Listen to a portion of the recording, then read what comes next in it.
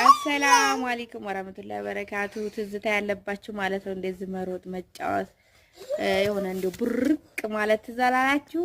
በነገራችን ላይ ባባ ማለት ነው ሐፊዝ ባባን እያጫወተ ነውና ያው ቀያችን ላይ ያው ፏፏፏፏ ብለን እየተጫወትን ነው። ሂድለት በቃ እንደሱ ጎበዝ የኔ ውድ ቃስ እንዳትወድቅ ትዝታ ያለበት ማለት ነው።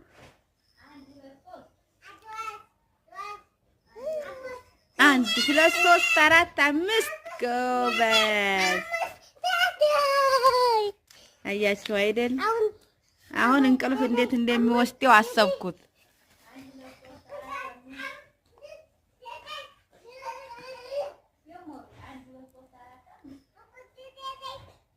ጎበዝ ና ቶሎ አሚር አቀብቅብለት። አንተን ለማስደሰት እኮ ነው።